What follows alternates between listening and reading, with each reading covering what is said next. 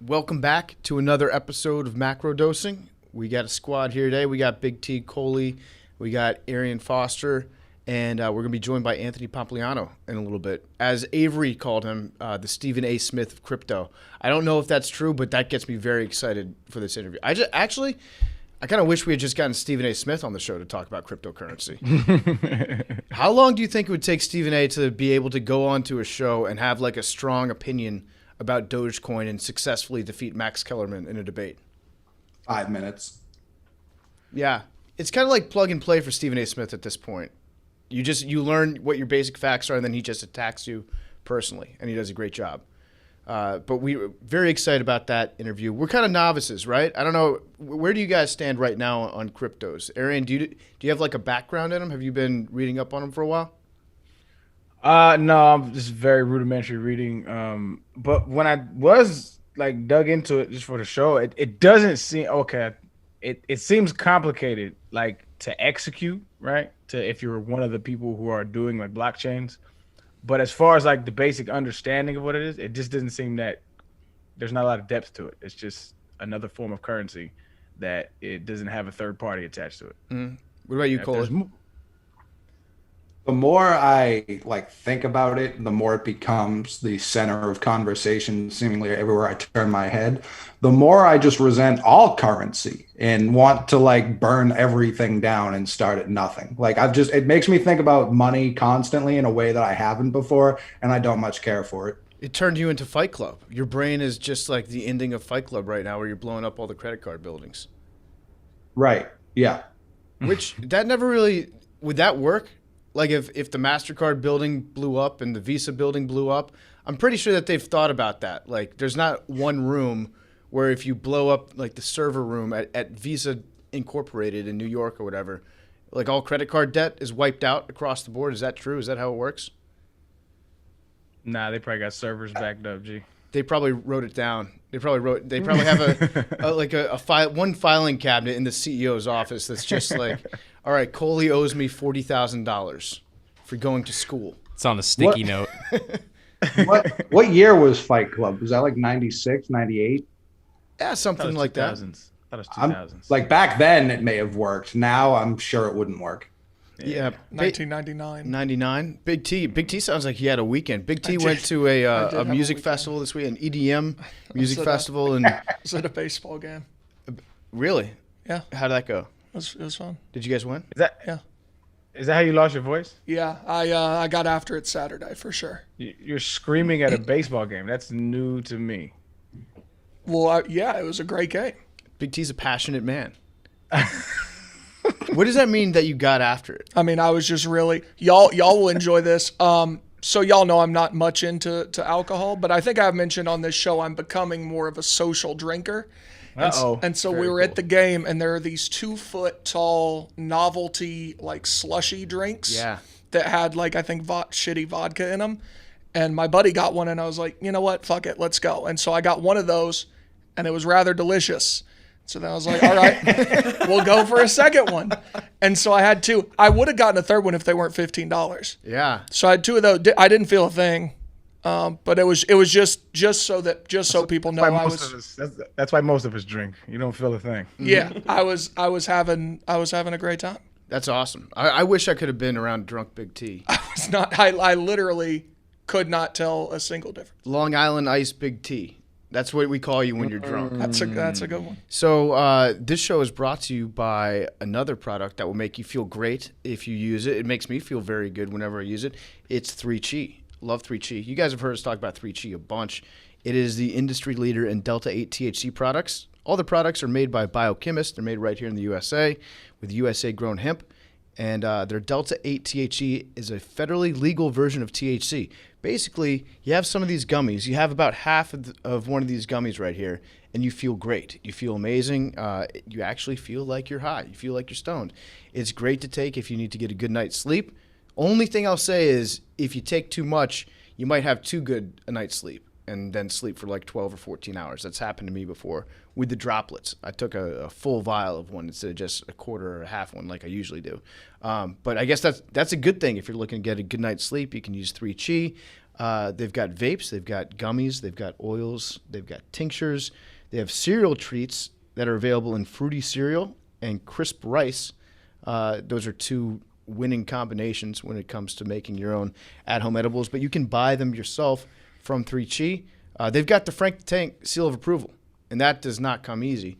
Frank is he's a tough customer to please sometimes, but he loves 3Chi. I love 3Chi, and you can go to 3chi.com, use promo code MACRO, get 5% off your order. How about that? You have to be 21 to purchase, 5% off your order, 3chi.com, promo code MACRO. So before we get into our guest, before we start talking crypto, want to catch up. Actually, Arian, I got a question for you. I saw that there was a tiger on the loose in Houston. Is that close to you? I ain't heard of it. I ain't seen of it, so I'm going to venture to say no. It ain't close to me. Okay, good. There was a tiger that was on the loose in somebody's front yard. And then, like, a police officer went outside and confronted the tiger and told the tiger, like, stand down, let me see your hands. The tiger didn't look like it was complying, but fortunately, I think the owner of the tiger got it and brought it back inside, so it didn't have to be executed. But it was a wild scene. Wait, did you see this part of the story? I didn't know this. Man who escaped with pet tiger is out on bond for murder in Fort Bend County. Is there some sort of rule about, like... I do live in that county. I live in that county. Do you? Well, there's a murderer with a tiger on the loose. Now, is he a murderer, or does he just let the tiger go? Man who escaped with pet tiger is out on bond for murder. So I don't think that the murder was tiger related. No, correct. The suspect, whose name hasn't been released, is out on bond for a November 2020 murder in Fort Bend County, according to Houston Police Commander Borza. Although I have to say, like, having a tiger and being... Most people that own tigers have probably at least committed manslaughter before. At least thought about it. Yeah. It's the best security system you can get. Is just letting people know that you... That's probably why you got the tiger. If you're out on bail for murder, you probably have some people that are maybe going to be knocking at your door, maybe to get a little vengeance. You just let everybody know you have a tiger, and I think that kind of takes that threat off the table. Is that a sub at Tiger King? Yeah, that's true. What's that, Coley?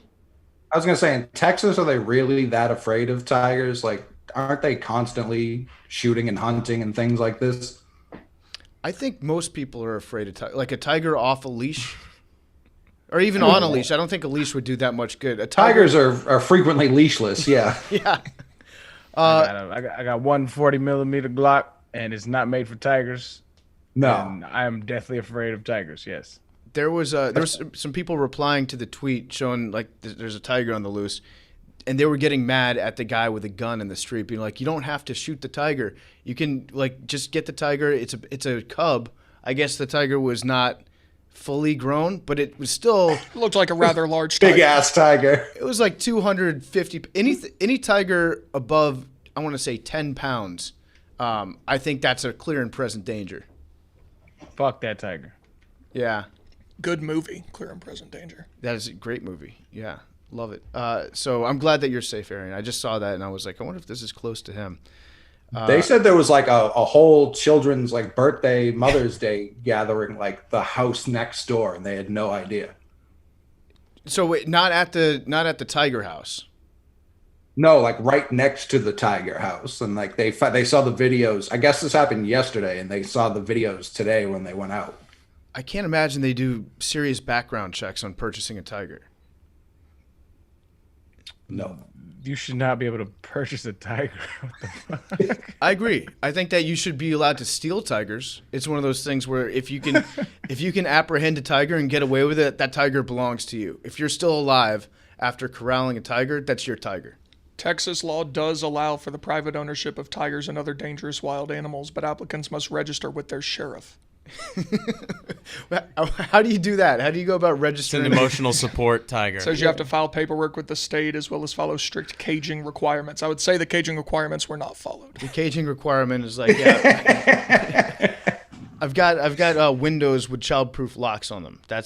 Because I looked at this house the house is a pretty normal house. It looks like a 1-story, maybe like, I don't know, 1,200 square foot house.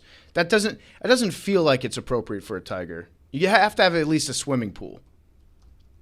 Yeah. Humans are so weird, dog. We're legislatively allowing people to own tigers, bro. This is so weird. Oh, there's got to be like a tiger lobby out there because that like common sense tiger legislation seems like it would have universal support, where it's like, hey, you shouldn't be allowed to own a tiger in a single family house, but they must have a powerful lobbying group that essentially shoots down all that stuff, because that's, as a nation, I feel like we should be able to at least shake hands and agree on that. Like I'd prefer if my next door neighbor didn't own a tiger.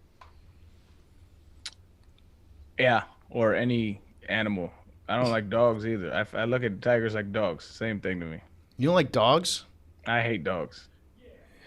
Come on, man. That's a tough sell. The That's tiger thing, yeah, that's a tough sell.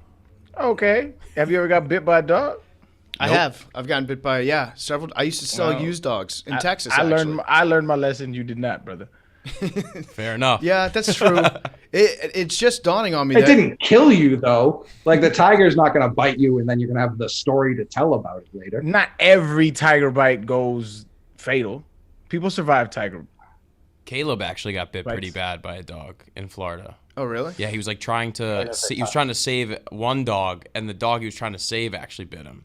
That was crazy. That's what happened to me when I was selling used dogs. There was a pit bull named Moose that I loved. And Used dogs. Moose was a good dog, but he couldn't stand the sight of any other dog. He was actually kind of like you, Arian. He hated dogs. And a dog got close. He saw a dog one time when I had him out on an adoption site, and they started barking at each other. Moose got out of his cage, and they started fighting. I stepped in between, and Moose ended up biting me in my leg. But listen, I was an A1 used dog salesman. I got him adopted later on that day. Like that to me was probably the best sale that I ever had. But it occurred to me that it's easier to adopt a tiger in Texas than it is to adopt a dog for the most part. Like with dogs, you have to do background checks on the people that you're adopting them to. Well, that's why I look at dogs and tigers and cats. They're all in the same category to me. They're just animals, and I'm not like a Buddhist monk where I like every life is like, no, like I'm specious. I believe that humans should be preserved over animals, and I couldn't care less about them. And maybe that's a little immoral, but I just don't care. I think everybody has their standard of what they deem which animals we should and shouldn't kill. Right? Mm-hmm. Like a lot of these dog advocates will have burgers for lunch, and like your lunch was slaughtered, fam, but you want to protect the fucking puppy? Like, fuck that puppy. I don't care about the puppy like you don't care about the chickens. That's actually not a bad point. So, like Billy, on one hand, I don't think Billy has a species of animal that he doesn't like. I think he would welcome it. I could see Billy owning a tiger. It's a slippery slope from fucking a frog to owning a tiger, and so he's already It's a very slippery slope. He's well on his way there right now. But yeah, so I'm glad that you're safe. I'm glad that the tiger seems to be apprehended in loving custody of its murdering parent. So that's good. So you guys want to get into some Bitcoin shit? Some shitcoin? All right. So we're going to talk about cryptocurrencies today. I am an owner of Dogecoin. I feel like I have to say that off the top, right? I have to disclose my financial interests. I bought Doge back in July. I still don't know what it does. I just saw people talking about it online. I was like, this is funny if I own like a fake cryptocurrency that has a picture of a dog on it. So I bought it when it was like really, really cheap. And I've got diamond hands. I'm not paper hands. I will not sell my Doge until I'm shooting for 12 months because I was told that you take a big hit on capital gains if you sell it within 12 months. So all I know is that it just goes up. The number in my phone is bigger usually than it was yesterday. I have no idea what the underlying technology behind it is. I'm just saying, like, I'm here. I'm just along for the ride, baby. And as far as I can tell, Doge, it's entirely predicated on who the most famous person is that has recently talked about Dogecoin. And if it's somebody very famous, then the price goes up and just keeps going up. I tweeted this out on, I think, Friday, but if Jeff Bezos adopted a Shiba Inu dog, I think that the price would go up to like $2 a share, $2 a coin at that point, because all people care about is how much buzz is around the coin right now. But that said, I have a very limited depth of knowledge about all these crypto coins. I don't know really what they do or how they work. I've done a little bit of research on them, but that's the only one that I own. And then I had a smart friend that told me to buy Ethereum. I keep calling it Eurythium by mistake. That's not the name of it. although that could be a cool name for a coin in the future. But Ethereum is the only other one that I bought. And I still don't really know what that means. I just think that it has like a more real world application, and somebody who's smart told me to buy it, so I bought it. And that's basically it. You guys own anything? I own nothing. I was going to preface saying that Quigs, who came on last episode, he had a shit ton of Dogecoin in like 2017. He'd be like worth like $100 million right now. No joke. Not that much. I think so. I think it was like he had an insane number of Dogecoin. You can't play the game that way, though. You can't look back. I know. You can't say what ifs. I got to ask him because it was a lot, like at least over $10 million worth of Dogecoin. Like he was so into it. Y'all keep talking. I'll text him. You got to text him and ask him because he had an insane amount. I think, and then, well, we'll get into Hoj, but like, there's like this new stuff. It's crazy. Like, there's people. The buzz around this office for Dogecoin in like 2017 was nuts.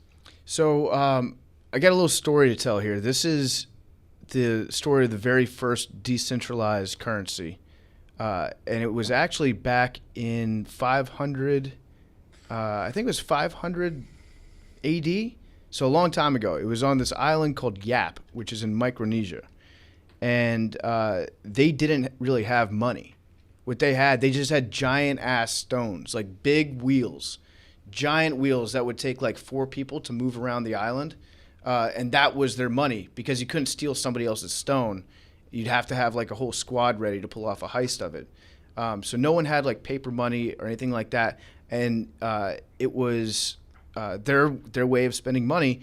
And the way that they would keep track of who had what stone and what transactions had happened was they would just tell every person in the village, like, hey, this person bought like 4 cows. I don't know if cows were a thing then or if they were on those islands, but they'd be like, hey, this guy in this building bought 4 cows from this guy. So just everybody remember that. And then everybody would know, everyone on the island would have just like a mental log of who had more stones than everybody else and how the transactions were going down.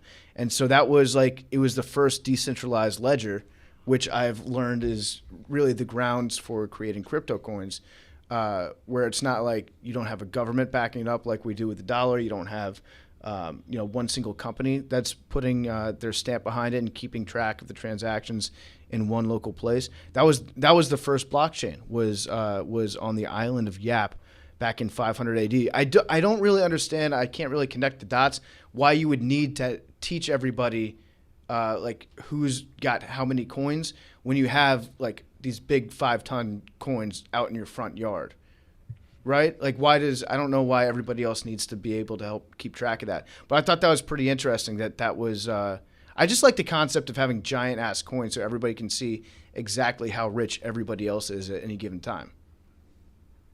The like mayor of that town was the original Adam Schefter announcing everyone's contracts. Yes.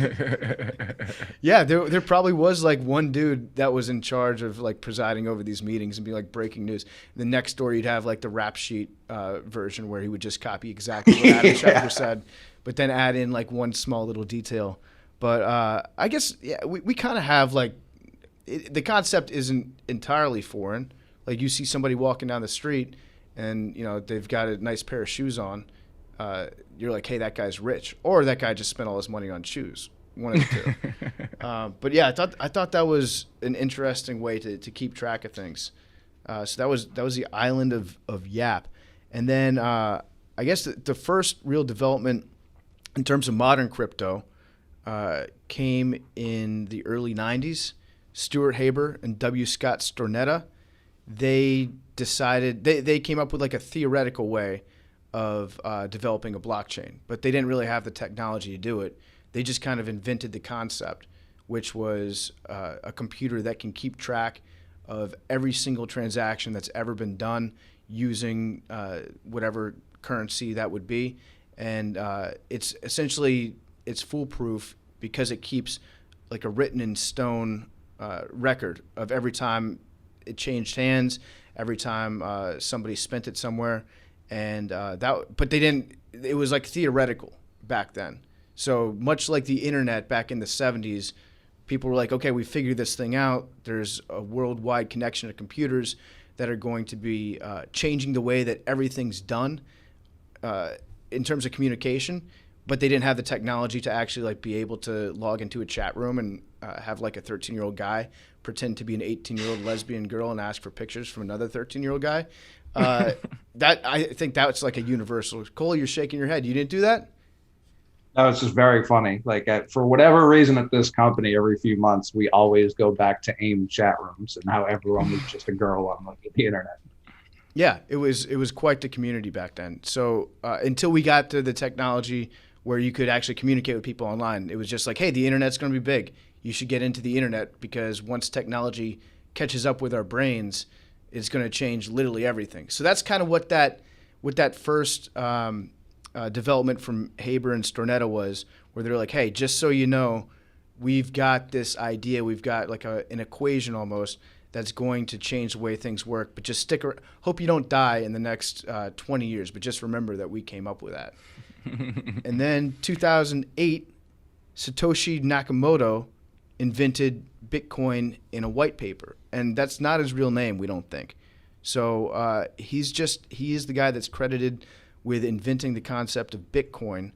But again, it was kind of theoretical at the time when he first wrote about it, and then he just disappeared. Nobody knows who this dude is, but he allegedly invented Bitcoin. That might not even be his real name.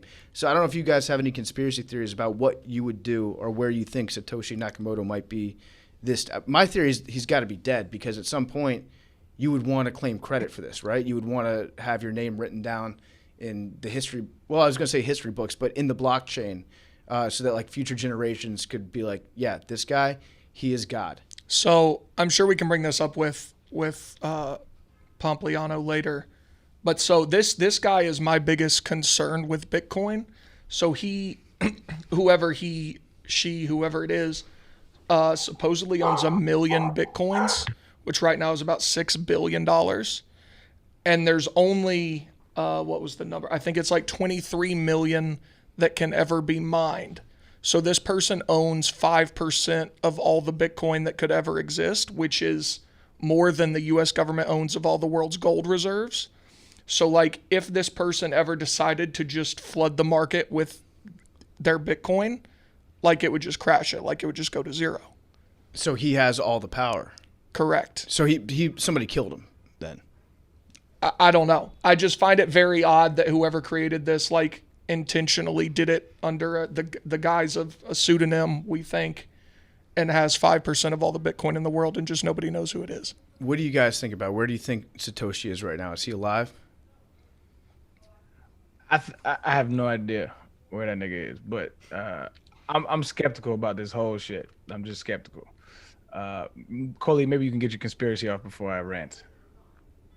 No, because I don't even have like a basic level like the whole mining thing is where I get so lost. Like, what do you mean? I understand the concept of mining gold. It's physical, but it's the internet. Like, no, like they didn't create the internet and someone put like a treasure hunt out there with all these fucking coins no one knew about for 40 years. So like, I'll never understand what that part of it means.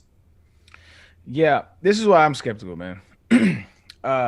I do think it's the future, right? I think that cryptocurrency, the essence of it is the future, because people are less and less trustworthy of the government and their financial incentives. But as of right now, it's the wild, wild west, right? So like, let's say I'm an apartment owner and I want to accept Bitcoin or Dogecoin or whatever the fuck coin as payment. Okay, the market is so volatile. It's just up and down every day. So that the day before rent is due, I got enough to pay my rent. The next day, something happens and the value of it drops. Now I don't have enough money for rent. And so the stability of it doesn't make much sense economically, other than for extra cash people have laying around and just like a whole separate market. Like, and so I'm unsure about how is this going to work, like with any kind of pragmatic way, because it's just so up and down. There's just no telling. And like right now, like what Big T said, the guy has more than the government has in gold or whatever. Like that isn't even applicable, because the government is literally like we live in a fiat currency, so it's not like nothing's backed by gold, and so this is very similar, but it, like you said, it's decentralized, so there is no arbiter, right? And there's just no stability. I don't see it working. I don't see how this can work, and right now it just feels like a whole bunch of people playing on the internet with each other. Like that's all this feels like. Yeah, well, I think there's definitely some truth to that because the only value in it comes from other people believing that it has value. But that's kind of like any other money currency. has value. Yeah, but the entire, if nobody like believed that Bitcoin or cryptocurrencies were going to be the future, they would all be irrelevant. Like it's the cost of a Bitcoin, the price of a Bitcoin, the value of it is entirely worth what somebody else is willing to pay for it at that given time. And that's the only way that it's measured right now. And I think the whole it's just almost like too complicated for me to wrap my head around because I'm not smart. I'm not. I don't have a degree in computer science. I've got a laptop that I just yell for Pete to come and fix whenever it breaks down. So I don't really know. I'm not the most well-versed person in terms of the technology behind it, but I do know that it's essentially created to solve a problem, which is counterfeiting, fraud, and double spending of any dollars. So, like, if you have just in the past, there had always been a chance that if you sell something, that it's essentially grounded in the system of trust. So, if I own a house, at the end of the day, yeah, there's some like papers that go back and forth between me and a bank and the government that will tell you I am the owner of this piece of real estate. But there's nothing like concrete that you can trace back and know 100% that it's real. But with the blockchain, since every transaction has a special, I'm going to sound way out of my depth here, but has a special, essentially like code written into it that you can go back and tell exactly what happened, when and where. And since it's so decentralized, you can tell that there have been like multiple computers distributed all over the world that verify that this is actually what happened. I think that's what a lot of like Bitcoin futurists are really into, the fact that it's the only thing that it can solve counterfeiting essentially. But then there are people, I always come at it with a mindset of like hackers are going to figure out a way to take this entire fucking thing down. And they've done shit in the past. Like you remember Mt. Gox? So No. back in 2014, there was a website. This is where cryptocurrencies become hilarious to me because they're so online that it's almost ridiculous when you look at the technology that's been put onto it in the past. But one of the biggest exchanges in the entire world was called Mt. Gox. That's MTGOX, and it stood for Magic the Gathering Online Exchange. So it was a company or a website that was developed just for nerds to trade Magic the Gathering cards with each other. And then eventually people started paying in Bitcoin, and they're like, hey, we have something here. Let's keep track of all these Bitcoin transactions and have your online wallet located in our servers. And then people hacked into that, and I think they just straight up lost $450 million overnight. And you can't get it back once it gets stolen. They stole the passwords for it. And I'm always of the mindset, like, if you have a currency that's based entirely online, hackers are going to figure out a way to get into it eventually. Yeah, that's why I'm just skeptical about this. I just don't know. I don't see the stability because our current currency system, there's no stability, right? All you have is government pumping out, writing checks, just typing in, making money, but we all still agree that this money has value. And it's with this cryptocurrency shit, it's like, nah, that hacker got into it, so I'm not fucking with that one anymore. I'm going to this one. And so it's like, it's just so scattered, man. I don't know, dog. I'm willing to be convinced, but I just don't see it. Also, one of my other questions is Jack Mack, one of our other employees here who's huge into crypto. That's where I knew all my crypto stuff before this, which, Lord love Jack Mack, but if that's where you're getting all your information, I needed to do some more research. But so he's always like, if you don't want to have to trust the government with all your money, like this is what you should do. But it's all tied back. Everybody talks about it in terms of its relation to the US dollar. They're like, oh, it's worth 60 grand now. Oh, it's worth 65 grand. Like, it doesn't have its own inherent value. Like it just goes back to the dollar, and people just treat it as an investment, like a stock. Like they're not actually, like you and I were talking about this earlier. Nobody is buying Bitcoin to then go buy a car with the Bitcoin. Like they're buying Bitcoin to hold it to get more US dollars. Well, I'm buying Dogecoin just so I can tweet about having Dogecoin. Right. And then that's just a meme. Yeah. But I mean, at the end of the day, the number went up.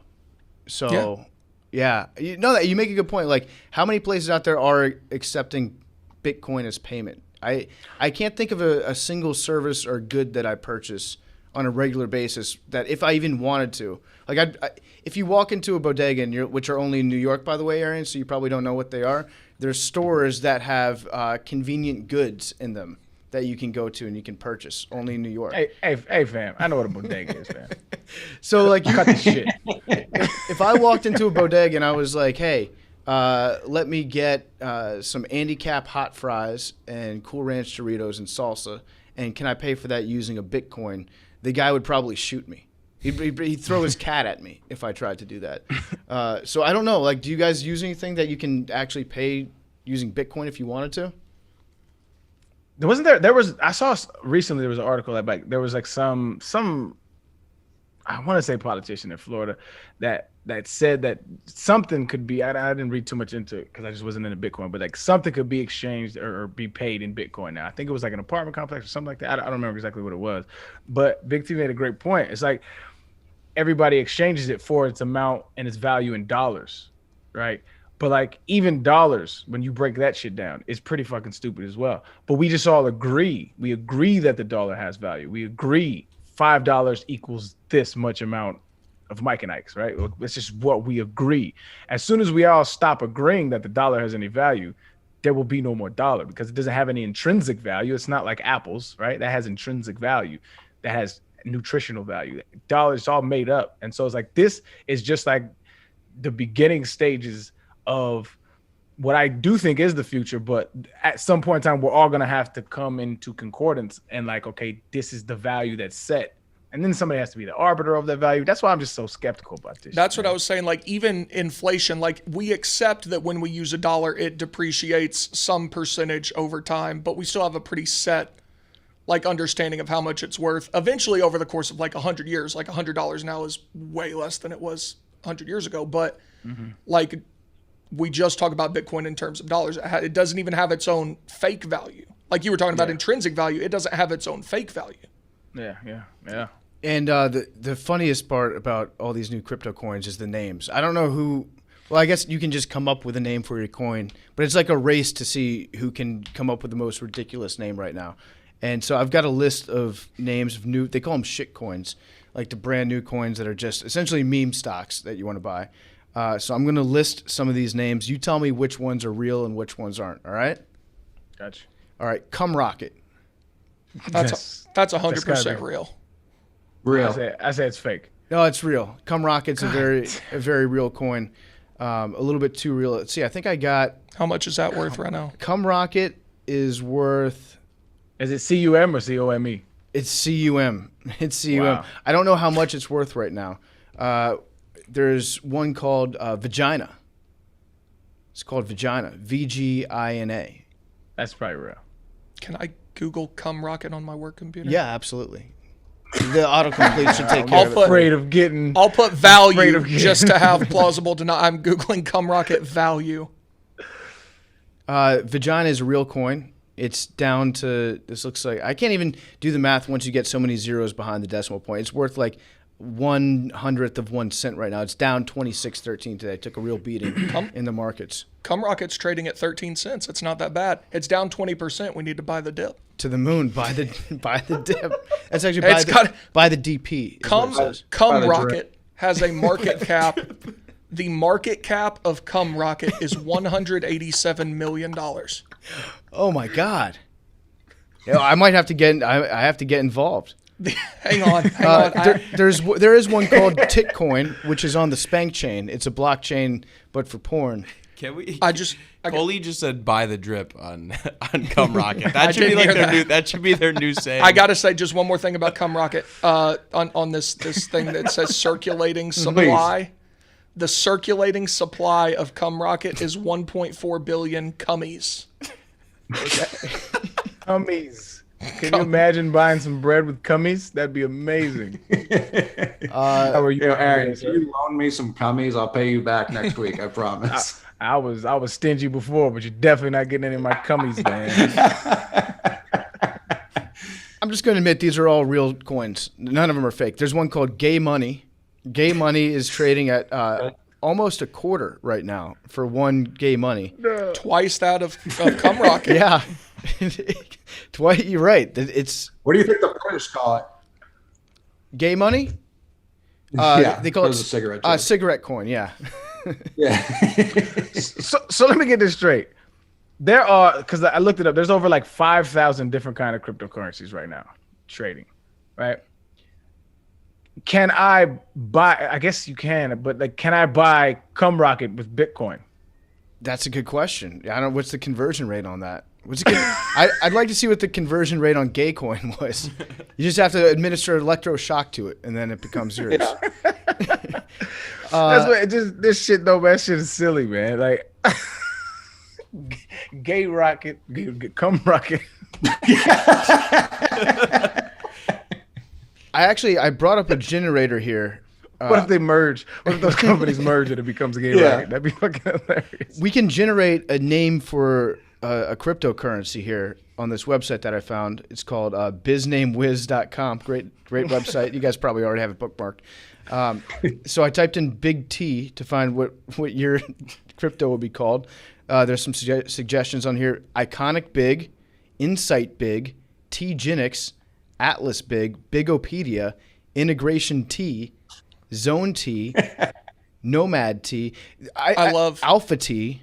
I love Integration T, and what was the T something? T-Genix. T-Genix, yeah. I like that one. That one's kind of fire. We're going to get to Anthony Pompliano in a second. Before we do, want to give a shout out to our big new sponsor, Felix Gray. Felix Gray glasses are incredible. Big T's got his right now. I'm wearing mine. Got my Felix Grays on. That. These are comfortable ass glasses. These are actually like, I like the size of the frames. I like how they sit on my face. I'm a sunglasses connoisseur. That's what they call me. And I can tell you right off the bat, these Felix Grays are winners. These are some winning frames right now. And 5 years ago, Felix Gray realized that our eyes weren't meant to look at screens all day. So they designed glasses to make daily screen time more comfortable and the workday more productive. They've got Felix Gray lenses that filter 15 times more blue light than can make screen time through. They can filter 15 times more blue light, and so it can make screen time tough on eyes and disruptive to sleep if you don't have them on. Felix Gray is the perfect way to help limit the amount of blue light that gets absorbed into your eyes. Felix Gray offers classic frame styles. They're made from acetate. Kobe, tell me how my acetate. You remember that? The Shaq. You remember the Shaq freestyle, Coley? Oh, I do remember that. Yeah. I guess this is called acetate. And it's hand finished for a durable, lightweight, and really comfortable pair of glasses. Their blue light lenses come standard starting at $95, or you can add your prescription at checkout starting at $145. If you can feel your screen time, or if you're not sure if blue light glasses are right for you, start with the best in blue light. Try Felix Gray. They've got a 30-day money-back guarantee. There's nothing to lose but eye strain. I've got the tinted lenses on right now. You can get those. You can get the standard frames. I don't know if the sunglasses have the blue light in them too, but I'm looking at my computer right now, and I may just wear the sunglasses at my desk all the time because I like the way my computer looks better. You look like Blues Brother right now. I heard that earlier. You're the second one to say that. Yeah, you've got big. I look fresh as hell. Big. I didn't say that. Or you look like you're trying to disguise yourself from the murder you just committed. That's true. That's a sickening accusation. No, you do look like you've got either like undercover police officer or the person that the undercover police officer is trying to catch vibes. You could play both sides. I think I look pretty good in these Felix Grays. You're a one-man face-off in those Felix Grays. We love our Felix Gray glasses. Get yourself a pair today, made for 21st century and designed for modern, hardworking eyes. You have nothing to lose except maybe eye strain. Go to felixgrayglasses.com/dose. It's a very important URL, FELIXGRAY glasses.com/dose. You're going to get free shipping and free returns. At least check them out. I'm telling you, you will not regret getting these glasses. Avery looks sick in his clear blue light lens glasses. I'm a glasses guy now. You look really smart, Avery. Not that you don't normally, unless you're arguing about Tom Wilson online, but you look very smart in those glasses. Check them out, felixgrayglasses.com/dose. Free shipping, free returns, free exchanges. And now here he is, Anthony Pompliano. So we're idiots. I just want to preface this entire thing by telling you how dumb we are about everything. Arian's not. But we are very novice when it comes to the world of don't worry, I'm an idiot too, so we're already fast friends. Perfect. All right. So do you want to plug your newsletter? The way I introduced you earlier when we said we were going to have you on the show is our producer said that you were like the Stephen A. Smith of cryptocurrencies. Is that a fair assessment? I don't think I want to be associated with Stephen A. Smith because he's horrible at debating, but I'll take, I guess, whatever the producer says. You just offended Coley with that statement. Yeah, Stephen A. Smith is one of the great debaters this nation has to offer at the moment. I mean, who else is building a legacy off of it? He's entertaining, but he's wrong all the time. So can he really be that great? Hey, listen, if you're consistently wrong and you keep rising the ranks, who's to say who's really right here? He just fails upwards. Perfect. Yeah. Facts don't really matter anymore. They honestly don't. Actually, so I was thinking about there was some campaign manager from the Clinton campaign back in 2016 that tried to make a website called Verit that would just assign a number where he would verify that a fact that existed online was the truth. And it was just like, it was a Photoshop that he would just like type out himself and send to somebody and be like, it's Verit verified right now. So you know that he essentially invented the blockchain, it sounds like. Facts don't matter in today's world, so you're right on that. So can you just like start off by walking us through, we've done a little bit of background on cryptocurrencies. How did Bitcoin first get invented and how did it first start to be used? Like taking us back to 2008. Can you walk us through like 2008 to 2018? Yeah, so basically there's a pseudonymous person named Satoshi Nakamoto who essentially created a piece of technology. It's a pretty big technical breakthrough or kind of invention called a blockchain. And they launched the first application of a blockchain with Bitcoin. And the whole idea was essentially they created a digital currency. So if you think of the legacy system, every single thing in the legacy system is not transparent and it's driven by human decision making. And as we all know, every human is basically stupid and makes really bad decisions, especially at work. And so central bankers are no better than any of the rest of us. And so what Bitcoin is a transparent system that's fully programmatic, meaning that we all know what's going to happen in the future, and it's executed by code and can't be changed unless we all agree on it. And so that was created in 2008, released in the beginning of 2009. And essentially between 2009 launch to today, it's grown into $1 trillion asset and has been the best performing asset over the last decade or so. Okay, and full disclosure, I am invested in Dogecoin. I know you feel a certain type of way about the Doge, but the fact of the matter is it goes up. Almost every week it's up from where it was the last week. So can you explain to me why I should disavow my Dogecoin, which has returned something like, I don't know, 13,000% for me? So if Elon Musk is Doge father, what does that make you? Are you like Doge son? I don't know, like a step Doge? Doge lad. Step Doge. I'm a pup. So, I'm pup FT. I'm actually of the belief that the market is the referee. What I mean by that is like everyone has their own opinion, right? And everyone comes on like the town hall or town square of Twitter and yells and screams at each other and calls each other idiots. But ultimately, like the price is the referee. And so if you believed in Doge and somebody else was like, that's going to zero, well, like you were right and they were wrong so far. Now, who knows what happens in the future, but like you've been right. So why should you sell it? If you still think it's going to go higher, then it would make sense for you to continue to hold on to it. So I think this whole idea of just like everyone thinks they're smarter than everybody else, everyone else has an opinion and they want to like virtue signal over it. I think it's just stupid. And we see that with Wall Street and the crypto community and the GameStop community. But I think it's also true within the crypto community. So you got Doge and you made a bunch of money on it. Congratulations. And if you think it's going higher, keep holding it. The moon. I'm not selling. When do we reach the moon? Because people are always like, that's what the goal is. How do I know when I'm on the moon? Well, the moon used to be this thing that no one knew. Like there was no actual finish line. No one could define the moon. And then Elon decided that he was actually going to start sending Doge missions to the moon and accept Dogecoin for the rockets. So I feel like now I think we have to change the finish line here once he does that.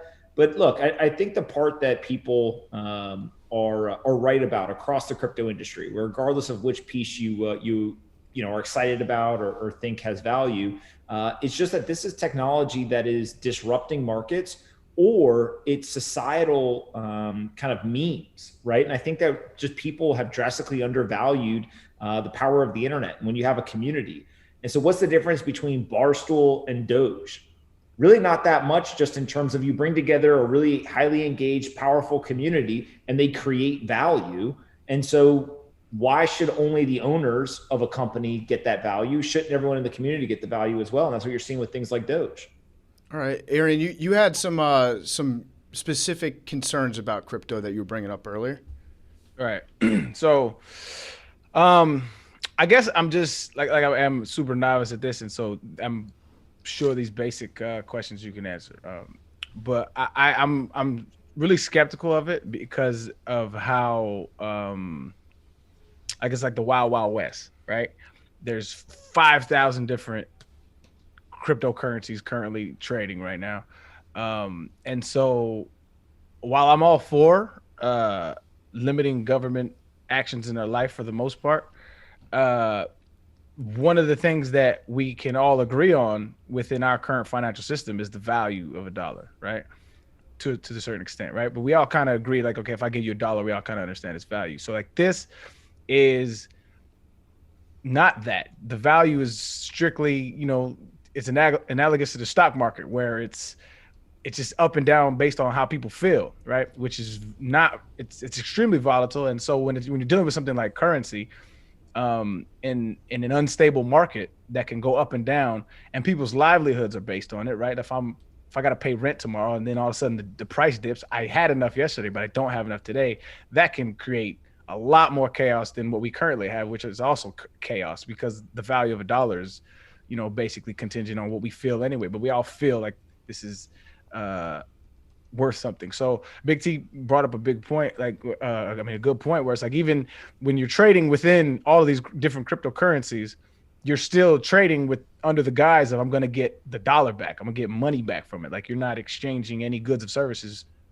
with the actual cryptocurrency. So I guess the main skepticism, and maybe you can help me with this, is kind of understanding the future of it, because I understand its appeal right now. It's like, we eliminating the middleman. But when you're dealing with something like that actually has to do with people's livelihood, like eating, living, stuff like that, it's so volatile that I don't see it being sustainable. So maybe you could shed some light in that area. So I think there's a couple of key things to understand before I explain why I think Bitcoin is going to be the next global reserve currency. So first is volatility on its face is not bad, right? Volatility is only bad when it goes against you, meaning that if you're long, you're holding an asset and it goes down in price, then that's bad. But if you're holding, let's say, a stock and it's volatile to the upside, then you make money, right? That you see that as the good thing. So you need volatility to go up or down. The second thing is that over a long period of time, cryptocurrencies are designed in a way where they will continue to accrue value or increase purchasing power, and the dollar is guaranteed to lose purchasing power, right? And I think that one of the craziest stats that people haven't yet woken up to is the cost of goods priced in dollars is exploding right now, right? I tweeted this morning that Tyson Foods, it's like a $30 billion food supplier. They do, chicken, beef, all this stuff. The average increase in the cost of their products last quarter was 7.5%. So if you're holding dollars and you went to the store to buy Tyson Foods, on average, you paid 7.5% more in the first quarter of the year rather than last year. So the cost of the good is going up because the dollar is being devalued, right? Those dollars are losing value. If you instead had tried to buy food from Tyson in December in Bitcoin, and then went and tried to buy food from them with Bitcoin today, you would need less Bitcoin to buy it today than you would have needed back in December. So you need more dollars today than you needed in December, but you need less Bitcoin today than you needed in December. So what ends up happening is actually the fact that people are holding dollars, they're guaranteed to lose money. If you hold dollars and save in cash, it's the fastest way to guarantee that you will lose your wealth. And they're just devaluing it away. 40% of all dollars in circulation were created in the last 12 months. And so what you're seeing is across the board, all these prices are going up. And so what we get is we get this like bifurcation in the society, right? So there's like the bottom 45% of Americans have no investable assets. They hold no stocks, no real estate, no anything. Those people usually live paycheck to paycheck. 100% of their wealth is in dollars. And so when they go to, let's say, grocery shop, groceries, which are a highly inflationary good, are a very high percentage of their monthly expenses. So they're really, really affected by this. Super rich people, right? Groceries is a very small percentage of what they buy. And then they have a bunch of investments. And so those investments are actually benefiting from the inflation. The stock market's at all-time highs, crypto's going up, real estate's going up, et cetera. So over the last 12 months, the rich have gotten richer and the poor have gotten poorer, all because of the devaluation of the dollar. And so, yes, you're right that there's like removing the middleman and doing all this other stuff. I think really what's drawn me to this and kind of deepened my conviction so much is just that we ask people to go to their job every day. So if you're a teacher, an accountant, a mid-level manager, or whatever, go be the best that you can at doing your job. And then, go home and be a professional investor as well. Because if you just hold cash, you're going to get poor. So this is where people start doing all kinds of crazy stuff because frankly, they don't understand, they're not educated, whatever. But with Bitcoin and cryptocurrencies, you can simply just buy it and hold it for a long period of time. And it's guaranteed based on the design to continue to accrue purchasing power. So 5 years from now, it'll cost less Bitcoin to buy those same groceries than it does today, but it'll cost you more dollars to do that. And so what all this kind of boils down to, especially Bitcoin and the dollar, is that one is being devalued away, but people don't understand it.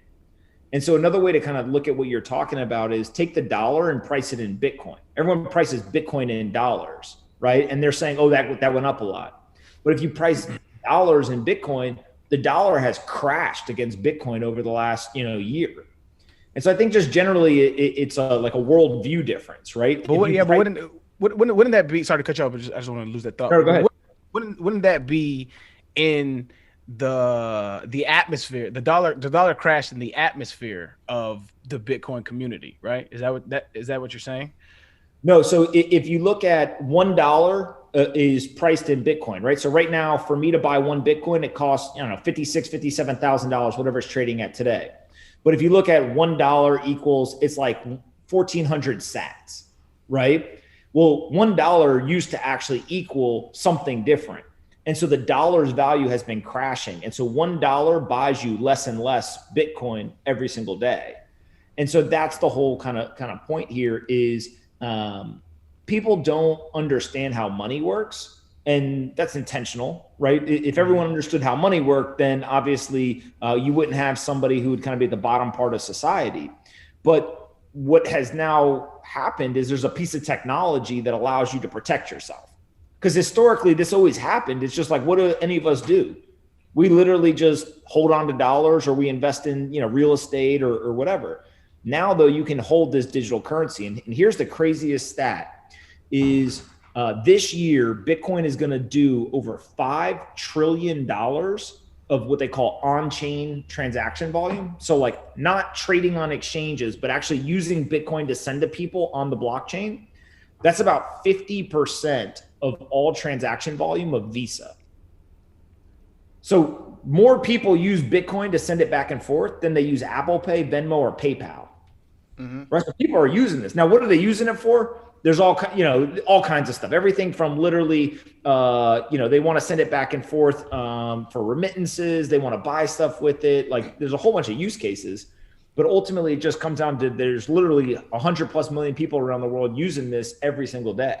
So here's my question. Do you know, or have you heard any stat line about how much of our current market is accepting Bitcoin or any kind of cryptocurrency as payment for goods and services?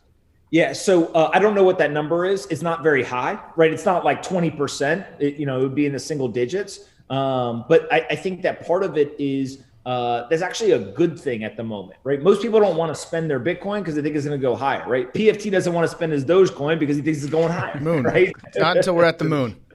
Yeah, he's not going to spend it until we're at the moon, right? So I think that there's this really interesting kind of debate, right? Like from 1971 till today, our entire society has been highly consumptive. We've become a society of consumption. And so the materialism, all that stuff has become prevalent because if you hold the dollars, they're worth less in the future. So either you invest or you consume. That's what you're financially incentivized to do. But if all of a sudden now the money is good, right? If you think of like in India, for example, the culture is families would get gold and they would either in jewelry or like literally bars of gold, they would pass it on from generation to generation to generation, right? It didn't get devalued over time. And so you could literally pass on that wealth. And kids were literally taught like, if your great grandfather, Arian gave you a bunch of gold and you were in the India society and you tried to sell it, you'd be like a black sheep, right? Like it'd be blasphemous for you to sell the family's gold. Well, with dollars, literally you won't even get the dollars, right? Because your great grandfather, put away $100. By the time you get it, it basically buys you nothing, right? And so I think that's the big thing here is just technology is going to have to solve this problem because right now we have humans who, newsflash, they don't give a shit about any of us on here, right? They don't care about you, me, anybody else, right? All they're going to do is they're going to keep printing money because they can. And so it's going to devalue it until there's some catastrophic event. So, all right, last question. Hold on, last question. I'm going to get off his bumper because this is fascinating shit to me. I promise I'm off your bumper after this. So basically what you're saying is, and this is not even a question, this is more of like, am I getting this correct? Well, basically what you're saying, the future of it is contingent on the public education of our current financial system and how cryptocurrency would work. And if people were more educated on that, we would actually, as a society, ditch the dollar and go towards something that is more conducive towards fairness in the market. There's two key pieces, right? So one is, I think it's Henry Ford has this quote where he says something like, if people understood how money worked, there would be riots in the street before morning. Agreed. Right? It's just lack of education. So people just don't understand it. The second thing is there's basically three use cases right now in the crypto industry. There's store of value. People buy it, they hold it, right? They think it's going to go up in value. Two is a medium of exchange. So I get it. I want one of those cool shirts that these guys got. So I send them some crypto and I get the shirt in exchange. Or three is speculation, right? And actually speculation is what gets all the headlines because people say, PFT says, hey, Dogecoin went up, 60,000%. Yep. I'm not selling until it hits the moon. Well, speculation is only one of the three use cases. And so I think you got to, really look at and say the other two things are what the long-term value is going to have. And then the speculation is just the short-term, people trying to just acquire more wealth.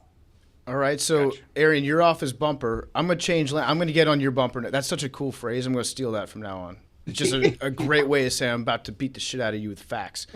My question is there are two big kind of red flags or big liabilities that I see. Number PFT, one, get off my bumper, man. Come on. Number one, I'm tailgating you, man. Number one, what happens? I just want to get your take. Where do you kind of see it going when Kabosu, the Doge dog, dies? Because the dog that's on the picture is 15 years old, right? This is like all our eggs are in this one basket. Is it going to be like a mascot game where when a college mascot dies, you bet on that team because they're going to come out and play for their mascot or their mascot spirit will help you that day? Or is it going to be like, oh, wow, this entire thing is going down to zero? If you got your finger in the wind, where would you predict the market going for Doge on the day that Kabosu dies? I mean, if you got Doge with the original dog, I feel like that's a historical artifact. It should just double in price on day one, right? Like dog dies, bam, more valuable. You got one of the originals. Yeah, that's true. It's a limiting factor on the market. And I got, yes. Okay, I like that. That's good. So I'm not selling. I was thinking about selling, but I won't. The other thing, which is actually kind of like a real liability, I think, is what happens when there's a terrorist attack or a massive drug running operation or something along those lines, And as we're doing the research into how it was funded, all this stuff, we find out that there was a lot of Bitcoin being exchanged back and forth that funded like a loss of life event or some major event. At what point do you think is it possible for the United States government, as they're investigating that, to come in and fuck everything up because they see this as a big liability that they can't track these transactions and there's no tool that they have to be able to like prevent something like this happening in the future with an untraceable coin? If they were going to do that, they should have shut down the US dollar a long time ago. How was 9/11 funded? How was every terrorist attack funded, right? The US dollar is by far the choice currency of every terrorist, money launderer, drug dealer, criminal in the world, right? And actually, if you say, hey, I'm going to use Bitcoin or I'm going to use physical cash, it's easier to track Bitcoin because it's all the transactions are on a public ledger. Physical cash, right? If I walk into the room, I hand you $100, they can't track that. And so I think the big thing is governments definitely do not like this, right? Let's be clear. There's not much they can do about it. So I think what's more likely is not, hey, they're going to shut it down or anything like that. What I think they're going to do is they're just going to tax the hell out of it. They're going to say, hey, PFT, I know you got a bunch of Dogecoin. You're a Doge millionaire. When you sell it, I'm taking 50%, I'm taking 60%. You know, what stops them from saying I'm going to take 90%? Mm-hmm. And at some point, people just say, hey, I don't want to adopt this thing because literally the taxes are so egregious that I'm better off, you know, just using some other asset where I don't have to pay a bunch of taxes. So I think that's the attack vector. It's not them trying to shut it down from a technical standpoint or anything like that. So the only thing I would say against that is the people who are in charge of our financial systems, by and large, and the people that represent us in Congress are, for lack of a better term, dumbasses, and they don't really understand any of what's going on any more than I do, really. I like to think that I probably have actually a better understanding of cryptocurrency than the majority of people who serve in Congress right now. And since it's something that's so spooky that they don't get, especially all the old dudes that have been there for 40 years, they see this happening and they look at cryptos as just being a liability, and they won't have the wherewithal or the foresight to like see that this is where like worldwide financial transactions are moving towards, and they're liable to screw everything up based out of ignorance. And so that's where my big kind of hesitation comes in, is just like there's a big downside in my opinion. Yeah, look, I don't disagree at all that there's a lot of old people, and I say old people literally. I think like the average age in Congress is like 60 something years old. I mean, it's absurd. And so it's not just they don't understand cryptocurrency. You know, some of these people, if you look at their phones, they're literally texting in size like 72 font, right? I mean, it's just like they just don't understand technology in general. And so it's scary that they're the ones who are making rules that apply to these new sectors, these new technologies. With that said, as we've found, there's a difference between making rules and enforcing the rules. So I always joke that like in New York City, jaywalking is illegal, right? I think you can get up to like a $5,000 fine. The cops don't even worry about it because there's just no way that they could enforce on everybody. Same thing here is they could say, sure, we're going to ban ownership of the assets, right? It's illegal for you to own Bitcoin. There's literally nothing they could do to shut it down though. They just can't do it. And so when you get in that world, I do think that like common sense prevails just because there's enough young people who are trying to educate them, who are trying to like get in their ear, get on their bumper, if you will, and try to help them understand that, hey, look, don't try to, be adversarial to it. Just tax it, regulate it, do whatever you want to do to make yourself feel like you're doing something. But trying to shut it down is just stupid and it's going to make you look like a fool. Mm-hmm. Cole, you got anything? Yeah, there's a couple things. Like when we hear about Bitcoin and how it was invented, it seems to at least be founded in something, not tangible since it's through a computer, but as close to tangible in a computer as there can be.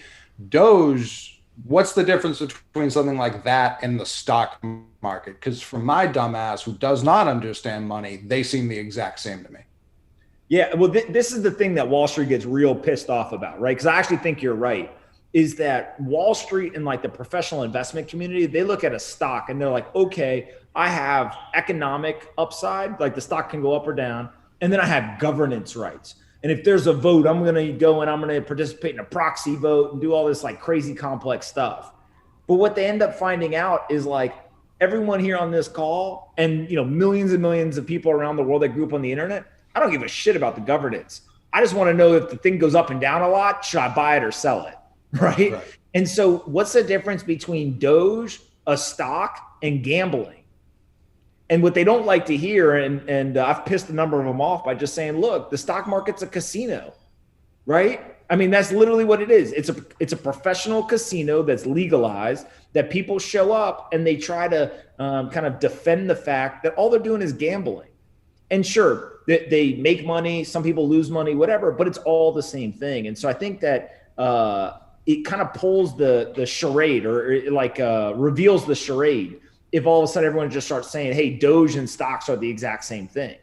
But at the end of the day, what's the difference? I don't see a difference. It's still a price. It goes up and down. People buy and sell it based on if they think what's going to happen in the future. And so I think Wall Street eventually will have to get on board, or they'll just get disrupted.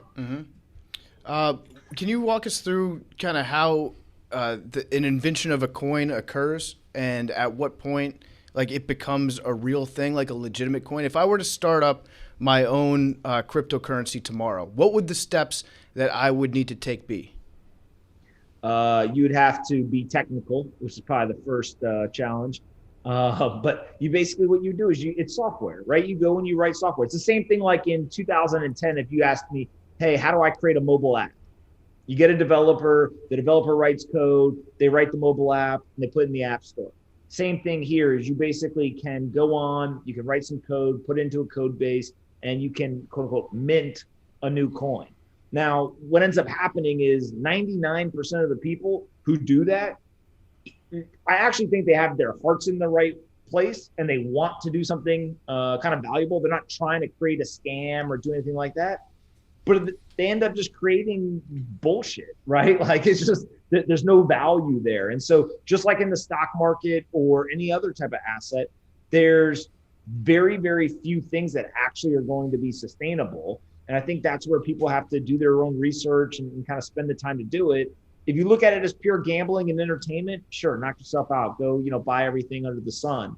But if you're actually looking at it from an investment standpoint, you got to treat it the same way you would stocks or real estate or anything else. Yeah, Big T is heavily leveraged in CumRocket. That was the. I've been trying to buy it as we've been speaking. Yeah. So, at what point does it become legitimized, though? I imagine something like Coinbase, which again, that's one thing that I don't really understand. Maybe you can help us understand exactly what Coinbase does and how it like puts its stamp on things. But at some point, there has to be somebody that like will put their approval on one of the new shit coins, and then at that point, it becomes real, or it becomes more real than it was before?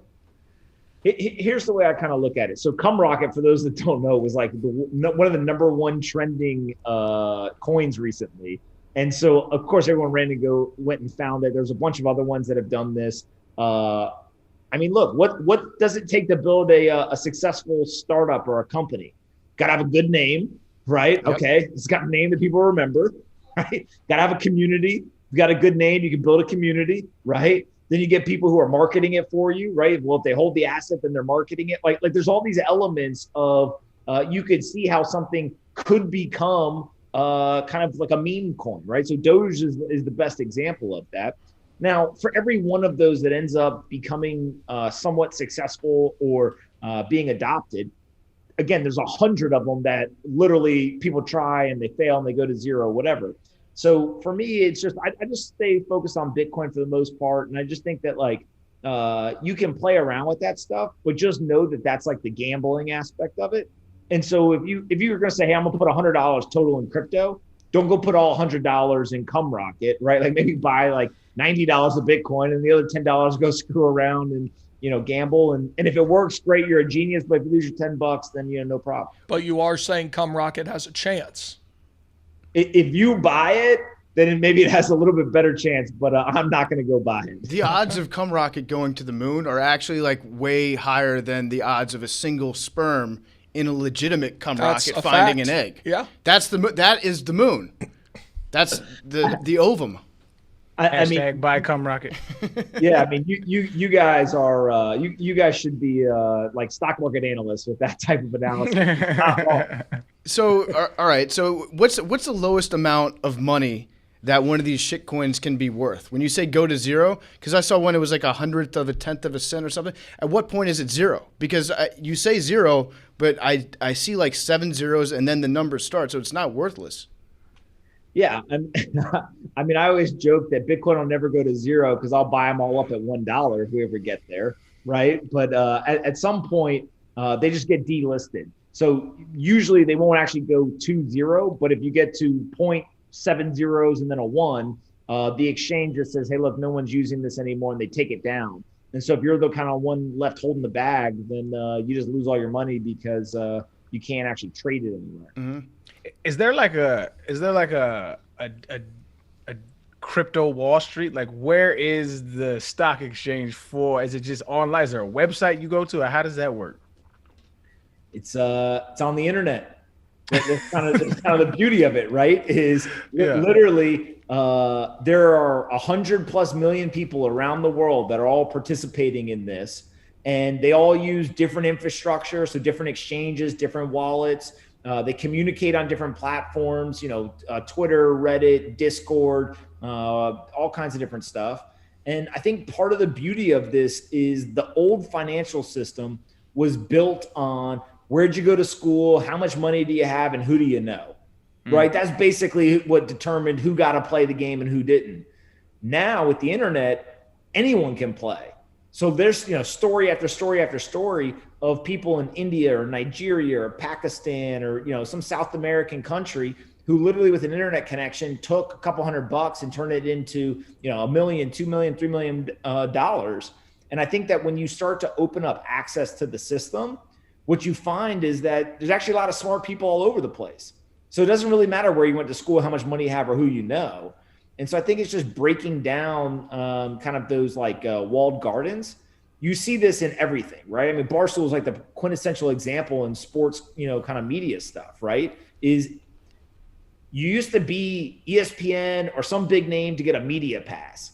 Now all of a sudden you can literally show up and what is it? After the LSU national championship game, PFT, didn't you guys get the first interview? We were still drunk from the night before, and we talked to Coach O and Joe Burrow right afterwards. I don't really remember it, so I have to watch the video periodically to get that memory back in my brain. But yeah, we got in the side door just by. It turns out if you just kind of become friends with people who play sports, they will talk to you. Yeah, shocking strategy. Like literally, you should go run ESPN with that strategy. But I think that's the same thing that's happening in finance now, right? It's just like people are realizing that the whole charade of Wall Street and suits and all that kind of stuff is nonsense, and so they're just doing it on the internet, and so there's no one geography that really is the winner. So in order to buy Bitcoin, I gotta go to the back alley and find my drug dealer. No, you go on. Look, it's the same thing as if I said to you, you got to go and buy a stock or buy an asset anywhere, right? You go to one of these platforms, you create an exchange or a username and a password, and then you wire some money in, and then you can buy it. So it's pretty simple. It's just you got to pick which one you want to use. What about you're of the? I'm sorry. Go ahead. No, well, I was going to say there is another way to acquire Bitcoin specifically, though, and that's through mining, which is my biggest hang up on this. It's almost like, correct me if I'm wrong, but it's like Jehovah's Witnesses are always like, there's only X amount of chairs in heaven.